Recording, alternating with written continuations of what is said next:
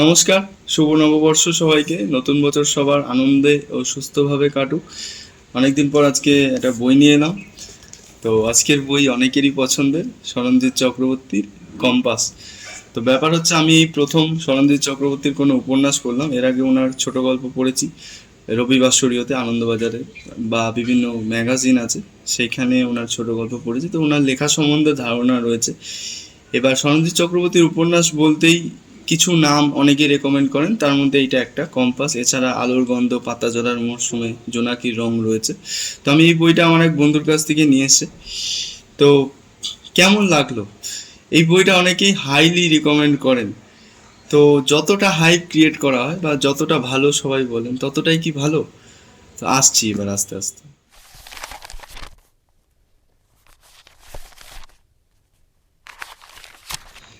আচ্ছা, এবার যদি এই বইটার গল্পটা নিয়ে ছোট্ট করে একটু বলি, তো এই বইটার দুটো সময়কালের গল্প রয়েছে। একটা 1971-এর সময়কাল, আর একটা 2014-15 সময়কাল, মানে বর্তমান সময়কাল। তো এবার 1971 মানে বুঝতে পারছেন, মুক্তিযুদ্ধের সময়কালের গল্প রয়েছে। এইবার আমার এই বইটায় এই জিনিসটা আমার খুব ভালো লেগেছে, মুক্তিযুদ্ধের যে সময়কালের গল্পটা, সেখানে মুক্তিযুদ্ধের ব্যাপারটা না খুব সারফেস লেভেলে রাখা হয়েছে, একদম ভেতরে ঢুকে যাওয়া হয়নি। এটা আমার খুব ভালো লেগেছে, কারণ ওই সময়কাল মানে একটা ত্রালমাটাল অবস্থা, সেটাকে মানে সেই সময় রাজনীতি বা সামাজিক যে অবস্থা, সেটাকে সারফেস লেভেলে রেখে ওই সময়কালে আদিত্য মুখার্জি, যে আমাদের গল্পের হিরো, তার কলেজ জীবন, কলেজের বন্ধু বান্ধব, তার প্রেম, সেই যে হিউম্যান রিলেশনশিপ বা প্রেম ভালোবাসার গল্পটাকে মুখ্যভাবে রাখা, সেটাকে ইনটেক রাখা, এটা আমার খুব ভালো লেগেছে। এবার মুক্তিযুদ্ধের সময়কালে গল্প তো একেবারেই কি নেই সেটা না, রয়েছে, তবুও মানে ওটা অল্পর মধ্যে দিয়ে রয়েছে। যে গল্পের যে মুখ্য দিক বা যে মেন ভাইবটা, সেটাকে ওই ব্যাপারটা মানে কি বলবো, ওভাররাইড করতে পারে না এই মুক্তিযুদ্ধের ব্যাপারটা বা পলিটিক্যাল যে ব্যাপারটা। তো এই গল্পে কিন্তু কিছু কিছু জায়গায় আমি সমরেশ মজুমদারের ছোঁয়া দেখেছি। তো কিছু কিছু জায়গায় আপনার পড়ে মনে হবে গল্পটা মানে সমরেশ মজুমদারের লেখা নতো।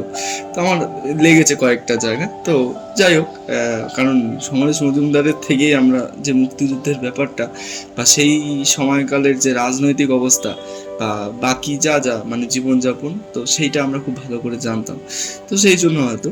তো যাই হোক, এবার আদিত্য মুখার্জি নিম্ন মধ্যবিত্ত পরিবারের ছেলে। সে কলকাতা কলেজে এমএ পড়ে। সে ইংলিশে উপন্যাস লিখতে ভালোবাসে, মানে ইংলিশে লেখালেখি করে, তার উপন্যাস লেখার শখ। তো এবার তার বন্ধু রচিত, সে সক্রিয় রাজনীতিতে যুক্ত, ওই সময়কালে যেমন হয় কলেজ জীবনের পড়ুয়ারা। তো সে ওকে টোন কাটে যে, তুই কি করছিস ওদিকে, বাংলাদেশে বা ভাষা আন্দোলন হচ্ছে বাংলা ভাষা নিয়ে, তুই এখানে ইংলিশে লিখছিস। তো আদিত্য সেটা অত পাত্তা দেয় না। আচ্ছা, আদিত্য বলবো না, দীপু বলি, দীপু হচ্ছে ওর ডাকনাম। আর এছাড়া রয়েছে দীপুর আর এক বন্ধু ইলেশ। ইলেশ হচ্ছে সীমন্তিনীকে ভীষণভাবে ভালোবাসে, সে ওদের ক্লাসমেট, কিন্তু সীমন্তিনী ইলেশকে তেমন পাত্তা দেয় না। সীমন্তিনী এবার রচিতকে ভালোবাসে। এবার বুঝতে পারছেন ইলেশ আর রচিতের মধ্যে একটা মানে আদার কাজকলার সম্পর্ক। তো এই যে তিনজনের যে ডায়নামিক্স, ইলেশ, রচিত আর সীমন্তিনী, এই ব্যাপারটা প্রথম প্রথম গল্পে খুব মজা দেয় বা খুব মজাদার লাগে। কিন্তু যত গল্প এবার ব্যাপারটা একেবারে ভীষণ সিরিয়াস হয়ে যায়, সেটা নিয়ে লাস্টে একটা টুইস্টও আছে। তো সেসব আসছি পরে। তো এই হচ্ছে গল্প। এবার আস্তে আস্তে গল্পে এন্ট্রি নেয় হচ্ছে আমাদের হিরোইন মৌরিমা সেন। মৌরিমা সেনের বাবা রাজনীতিতে আক্রান্ত হয়ে মারা গেছে, সেই জন্য মৌরিমা রাজনীতি বা রাজনীতির সাথে যারা যুক্ত তাদের একদম পছন্দ করে না। সেটা সে আদিত্যকে মানে দীপুকে আগে থাকতেই বলে দেয়। এবার মৌরিমা হচ্ছে খুব বড়লোক পরিবারের মেয়ে। তো আদিত্যর, যেটা বললাম, সে নিম্ন মধ্যবিত্ত পরিবারের ছেলে, তার গোল খুব হাই। তো সেটা অ্যাচিভ করার জন্য তার কিছু পয়সার প্রয়োজন। তো তার অত অর্থ সামর্থ্য নেই, পরিবারের থেকে চাওয়ার মতোরও অবস্থা নেই। তো সেই অবস্থায় দাঁড়িয়ে মৌরিমার সঙ্গে আদৌ কি তার কিছু সম্ভব, বা সেই রাজনৈতিক টালমাটাল অবস্থায় দাঁড়িয়ে তাদের প্রেমটা কি আদৌ সম্ভব? তো এই নিয়েই এই গল্পটা এগোতে থাকে। একদিকে বন্ধু বান্ধবের গল্প, একদিকে রাজনৈতিক অবস্থা, একদিকে আদিত্য মুখার্জি আর মৌরিমা সেনের একটা প্রেম প্রেম ভাব, সেটার আদতে পরিণতি কি হয়, বা তখনকার যে টালমাটাল অবস্থা সেইটা তাদের প্রেমে কতটা এফেক্ট আনে, সেই নিয়ে এই গল্পটা চলতে থাকে। মিষ্টি গল্প, মজার আছে, সেখানে হার্ট ব্রেকও রয়েছে, অনেক টুকটাক মানে পারিপার্শ্বিক অবস্থা অনুযায়ী টুইস্ট অ্যান্ড টার্ন রয়েছে। তো এটা হচ্ছে ওই যুগের সময়কালের গল্প। আচ্ছা, এবার যদি প্রেজেন্টের টাইমলাইন নিয়ে একটু কথা বলা যায়, তাহলে প্রেজেন্টের টাইমলাইনের মুখ্য চরিত্র সে হচ্ছে জিতু। জিতুকে দিয়ে গল্প শুরু হয়। জিতু হচ্ছে একজন ইনভেস্টিগেশন এজেন্সির কর্মচারী। এবার ইনভেস্টিগেশন এজেন্সি শুনে ভাববেন না যে সেখান থেকে ফেলুদা বা ব্যোমকেশ তৈরি হয়। গল্পে পরিষ্কার বলে দেওয়া হয়েছে যে এই এজেন্সির কাজ হচ্ছে কোনো তথ্য খুঁজে বার করা বা কোনো মানুষকে খুঁজে বার করা। যেমন ধরুন একজনের সাথে আরেকজনের বিয়ে হচ্ছে, তো একজনের ফ্যামিলি দায়িত্ব দিল ইনভেস্টিগেশন এজেন্সিকে যে মেয়েটা বা ছেলেটার ব্যাকগ্রাউন্ড চেক করতে, তো সেই কাজটাই এরা করে। তো সেখানে জিতুর কাঁধে একটা দায়িত্ব এসে পড়ে যে একটা মানুষকে খুঁজে বার করতে হবে। এই সূত্রে বলে রাখি, পাস্ট আর প্রেজেন্টের যে সংযোগ সেটা একটা মানুষের দ্বারা হয়, সে হচ্ছে উসমিল। উসমিলকে, সে একজন ব্যাঙ্গালোর নিবাসী মেয়ে, খুবই উচ্চশিক্ষিতা, তার মানে লাইফস্টাইল আলাদাই লেভেলের, খুবই মানে হাই ক্লাস লাইফস্টাইল। তো সে বহু বছর আগে কলকাতায় এসেছিল, তারপর আবার সে কলকাতায় এসছে। কেন এসছে সেটা আমি বলছি না, তবে সে এসে জিতুকে দায়িত্ব দেয় একজনকে খুঁজে বার করতে। কাকে খুঁজে বার করতে সেটা বলে দিচ্ছি, সে হচ্ছে মৌরিমা সেন। মৌরিমা সেন পাস্ট থেকে প্রেজেন্টে এইখানে এসে পড়ে। এবার কেন, কে আসলে মৌরিমা সেনকে খুঁজতে চায়, কারণ কি, সেইটাই হচ্ছে এই গল্পটাকে পুরো একদম মাখনের মতো টেনে নিয়ে যায়। গল্পের গতি কোথাও আপনার মনে হবে না যে পড়ে যাচ্ছে বা ভীষণ বেড়ে যাচ্ছে, একদম স্মুথলি এগোতে থাকে। আপনি মানে কি বলবো, বসে থাকেন যে ওই মুহূর্তটার অপেক্ষা করেন যে কখন মৌরিমা সেনকে আসলে খুঁজে বার করা হবে, বা খুঁজে বার করার পরবর্তীতে কি কি জিনিস হতে পারে, সেটার জন্য আপনি একদম প্রথম থেকে শেষ পর্যন্ত অপেক্ষা করে থাকেন। তো এই হচ্ছে এই সময়কালের গল্প। তো জিতুর সাথে উসমিলের একটা সুন্দর মিষ্টি মিষ্টি সম্পর্ক হতে থাকে। এখানেও ওই পাস্টের টাইমলাইনেও যে ক্লাসের বিচারে একজন খুবই হাই ক্লাস, মানে সেখানে আমি বলবো না মৌরিমা সেন খুব হাই ক্লাস, কিন্তু সে বড়লোক বাড়ির মেয়ে ছিল। আর ওইদিকে আদিত্য মুখার্জি, সে একটু গরিব ঘরের ছেলে। এখানেও জিতুর পারিবারিক অবস্থা খুব একটা ভালো না। জিতুর বাবা আছে, অদ্ভুত বাবার চরিত্রটা। সে কিছু করে না, সে শুধু লটারির টিকিট কেনে। তার সে নাকি কোনো কালে এক স্বপ্ন দেখেছিল বা জ্যোতিষী তাকে বলেছিল যে সে লটারি টিকিট কেটে বড়লোক হবে, সেই জন্য সে আশা ছাড়েনি, বছরের পর বছর ধরে লটারির টিকিট কিনে যাচ্ছে। এটা কীরকম একটা চরিত্র আমি ঠিক বুঝলাম না, যেহেতু মুখ্য চরিত্র না, তাই এই নিয়ে খুব একটা কথা না বলাই ভালো। আর জিতুর মা চরিত্রটা খুবই কঠিন, কারণ যেহেতু দিদি রয়েছে, দিদি একটা ক্যাচাল বাঁধায় বা একটা খুবই বাজে কাজ করে পারিবারিক হিসেবে, মানে সামাজিক ভাবে একটা বাজে কাজ। তো সেই জন্য তার মা দিদিকে দেখতে পারে না। দিদি তার বর হিতেশের সাথে থাকে অন্য এক জায়গায়, সেখানে দিদির সাথে পরিবারের কোনো সম্পর্ক নেই। কিন্তু জিতু যেহেতু দিদিকে খুব ভালোবাসে, সেজন্য জিতুর সাথে দিদির সম্পর্ক রয়েছে। আর তার বাবা গোপনে দিদির সাথে সম্পর্ক রাখে, কিন্তু মা তাদের দু চোখে দেখতে পারে না। তো জিতুর পারিবারিক একটা ক্রাইসিস রয়েছেই, সেটা বোঝাই যায় প্রথম থেকে শেষ পর্যন্ত। তো সেই টালমাটাল অবস্থার মধ্যে দিয়েই জিতু যেতে থাকে। তার মনে উসমিলের জন্য একটা ভালো লাগা জন্মাতে থাকে, কিন্তু ওই রিয়েলিটি চেক আর কি, সে কোথায় আর উসমিল কোথায়। কিন্তু সেই ব্যাপারটাও খুব সুন্দরভাবে দেখানো হয়েছে গল্পে, ভালো লাগে পড়তে। মানে যে ক্লাস ম্যাচ করছে না, তবুও একটা সম্পর্ক তৈরি হচ্ছে, আর সেটা ইললজিক্যাল না, সেটা মানে বাস্তবতা রয়েছে সেটার মধ্যে। তো পড়তে ভালো লাগে। এইভাবেই এই গল্পটা এগোতে থাকে। আদৌ কি শেষে সে মৌরিমা সেনকে খুঁজে বার করতে পারে, বা বার করতে পারলেও শেষে কি হয়, তো সেইটা জানার জন্য যেটা বললাম, আপনি অপেক্ষা করে থাকবেন। দুটো যে টাইমলাইন, একটা অধ্যায় করে দুটো টাইমলাইন চলতে থাকে। তো এই হচ্ছে ওভারঅল গল্প। তো বুঝতেই পারছেন গল্প অনুযায়ী এটা যে খুব অসাধারণ কিছু বা আহামরি কিছু তেমন নয়, সিম্পল গল্প। কনসেপ্ট যেটা, সেটা আমাদের কাছে নিত্য নতুন নয় যারা প্রায় প্রতিদিন বই পড়ি, কিন্তু তবুও এর যে প্রেজেন্টেশনটা সেটা ইন্টারেস্টিং। চেনা জানা প্লট হওয়া সত্ত্বেও প্রেজেন্টেশনের জন্য গল্পটা আপনি পুরো একদম হুক হয়ে বসে থাকেন। বিশেষ করে প্রথম থেকে যেভাবে আবহটা তৈরি হয়েছে, শেষে কী হবে, কীভাবে ওকে খুঁজে বার করবে, খুঁজে পেলে কী হবে, সেইটা কিন্তু আপনার মনে একটা প্রশ্নচিহ্ন সবসময় রেখে দেয়। তো সেই জন্য আর লেখনির জন্য আপনি হুক হয়ে বসে থাকবেন। তো কোথাও গল্পের গতি খুব একটা বেড়ে যায় না, খুব একটা কমে যায় না, একদম স্মুথলি এগোতে থাকে, যেটা আমি আগেও বললাম।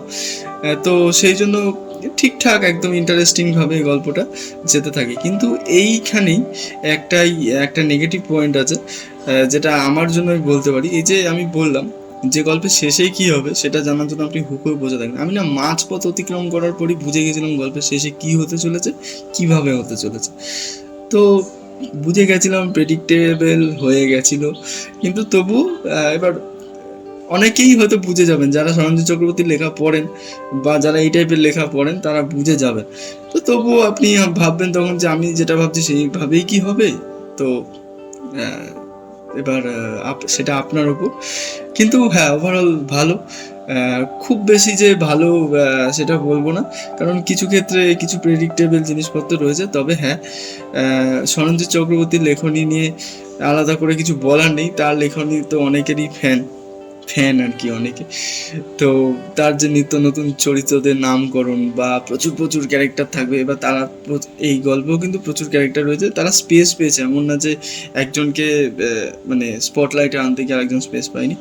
এই গল্পটা একজন বা দুজনের গল্প নয়, মুখ্য চরিত্র রয়েছে পাস্ট টাইম লাইনেও প্রেজেন্ট টাইম লাইনেও, কিন্তু তাদের সাথে যারা রয়েছে গৌণ চরিত্ররা, বিশেষ করে গৌণ চরিত্রদের থেকেই কিন্তু কিছু টুইস্ট অ্যান্ড টার্ন আসতে থাকে। বিশেষ করে এই মৌরিমা সেনকে খোঁজার ক্ষেত্রে একটা টুইস্ট আসে, এমন একজনের থেকে আসে, সেটা কিন্তু পুরোপুরি আনএক্সপেক্টেড। ওই জায়গাটা আমার হেভি লেগেছে। তো এই ওভারঅল গতি খুব ভালো। তবে প্রেজেন্টের যে গল্পটা, সেইখানে যতক্ষণ না উসমিল আসে তার আগে পর্যন্ত জিতুর যে গল্পটা দেখানো হচ্ছে সেটা একটু একঘেয়ে লাগে একটা সময় পর্যন্ত। কিন্তু উসমিল আসার পর গল্পটা খুব মানে মজা আসতে থাকে, ইন্টারেস্টিং লাগতে থাকে। আর পাস্টের টাইমলাইন যেটা, সেটা প্রথম থেকে শেষ পর্যন্ত দারুণ। ওই গল্পটা হচ্ছে এই উপন্যাসের জান, মানে ওই টাইমলাইনটার জন্য এই গল্পটা, তো ওটা দারুণ। আর প্রেজেন্টেড গল্পটাও আস্তে আস্তে আর কি, ওটা একটু ধৈর্য নিয়ে পড়তে হবে, কিন্তু শেষে প্রেজেন্টের গল্পটাও খুব ভালো লাগতে থাকে। আচ্ছা, এই গল্পে দুটো পজিটিভ দিক আর দুটো নেগেটিভ দিক বলি, যেটা আমার মনে হয়েছে। তো প্রথমে যদি নেগেটিভ দিক দুটো নিয়ে বলি, পাস্ট টাইম লাইনে একটা বিচ্ছেদের ঘটনা রয়েছে।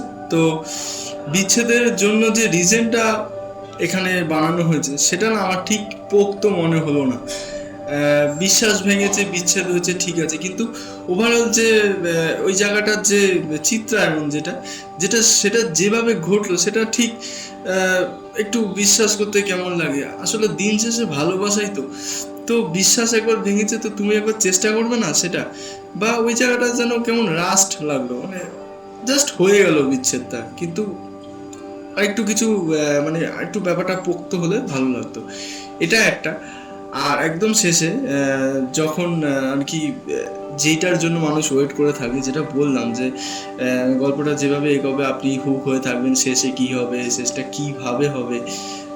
তো সেই জায়গাটাও যথেষ্ট রাস্ট, মানে যখন মানে হুক পয়েন্টে এসে পৌঁছায়, সেটা জাস্ট আসলো আর বেরিয়ে গেলো, হুশ করে আসলো, হুশ করে বেরিয়ে গেলো, মানে সেই জায়গাটা জমলোই না। এক তো আমি যেটা বললাম ওই জায়গাটা প্রেডিক্টেবল, মানে আমি বুঝেই গেছিলাম আমি, সেটা ঠিক আছে, কিন্তু যারা ধরতে পারবেন না তাদের জন্য ব্যাপারটা ঠিক কিরকম একটা লাগে। মানে ওই জায়গাটা আরো ভালো ড্রামাটিক হওয়া উচিত ছিল, মানে আরো সুন্দর হওয়া উচিত ছিল ওই জায়গাটা, কারণ ওইটাই গল্পের মুখ্য দিক। আর ওই জায়গাটাই কিরকম একটা জাস্ট আসলো আর বেরিয়ে গেল। তো এটা আমার পার্সোনাল ওপিনিয়ন। তো আরো যদি কারোর সেম মনে হয় তো জানাবেন কমেন্টে। আচ্ছা, এবার যদি গল্পের পজিটিভ দিক দুটো নিয়ে বলি, তো এই গল্পে যে জিতুর যে পারিবারিক ক্রাইসিস, যেটা আমি আগে বললাম, সেটা গল্পের শেষে যেভাবে ক্লোজার পেয়েছে সেটা অনবদ্য। মানে ওই জায়গাটা, গল্পটার লেভেল এখান থেকে এতটা এসে পড়ে, মানে একটা প্রেম ভালোবাসা বা সম্পর্কের সমীকরণের গল্পে আমি একটা পারিবারিক ক্রাইসিসকে বেস্ট জায়গা দিচ্ছি। মানে আমার দারুণ লেগেছে, আমি ভাবতেই পারিনি যে অত সুন্দরভাবে ওই জিনিসটা ক্লোজার পাবে। সেই জায়গাটা জাস্ট আমার চোখে জল এসে গেছিলো। ওই জায়গাটা এত সুন্দর, মানে আনন্দে চোখে জল এসে গেছিলো আর কি। তো দারুণ ওই জায়গাটা, এটা একটা দিক। আর একটা হচ্ছে একদম শেষে, মানে লাস্ট সেকেন্ড লাস্ট পাতা বা থার্ড লাস্ট পাতা, সেখানে এসে জিতু চরিত্রটা প্রেজেন্টের আর পাস্টের যে আদিত্য মুখার্জি বা দীপু চরিত্রটা, তারা না কোথাও মিলেমিশে একাকার হয়ে যায়। মানে দুটো টাইম লাইনে দুটো চরিত্র কিন্তু কোথাও তারা একদম সেম। তো সেইটা যেভাবে সরঞ্জিৎ চক্রবর্তী সেখানে প্রতিষ্ঠা করেছেন, এই কনসেপ্টটা বেস্ট এই বইয়ের। একটা হচ্ছে পারিবারিক ক্রাইসিসের ওই যেটা ক্লোজার বললাম ওইটা একটা, আর এইটা, এই কনসেপ্টটা আপনি ধরতে পারবেন না সারা বই জুড়ে, একদম শেষে এসে আপনি বুঝতে পারবেন। তো দারুণ, এই জায়গাটাই খুব নিত্য নতুন লাগলো এই যে কনসেপ্টটা। বাকি ওভারঅল যেটা বললাম, সাদা মাটা বই, কনসেপ্ট ওয়াইজ তেমন নিত্য নতুন কিছু নেই, কিন্তু পড়তে ভালো লাগে। তো কেমন লাগলো ওভারঅল? খুব ভালো বলবো না, কারণ কিছু ক্ষেত্রে প্রেডিক্টেবল জিনিসটা যদি না থাকতো তাহলে হয়তো খুব ভালো বলতে পারতাম। ভালো বই, সরঞ্জিৎ চক্রবর্তী যারা ফ্যান তারা অবশ্যই পড়ে দেখা উচিত। অনেকেই পড়ে দেখেছেন, যারা ফ্যান না তারাও পড়ে দেখেছেন, আমি অনেক লেট। তো যাই হোক, আমারও মোটামুটি ভালোই লেগেছে, খুব ভালো লাগেনি। তো আজকের মতো এটুকুই থাক। আমি অরিক। এই চ্যানেলে এতক্ষণ পর্যন্ত আপনারা যারা রয়েছেন তাদের অনেক ধন্যবাদ। আমি এই চ্যানেলে বই নিয়ে কথা বলে থাকি, বাংলা বই নিয়ে। তো বাংলা সাহিত্য বা গল্পের বই নিয়ে যাদের ইন্টারেস্ট রয়েছে তারা সাবস্ক্রাইব করতে পারেন, চাইলে ভিডিওটা লাইক করে দেবেন। তো আজকের মতো এটুকুই থাক।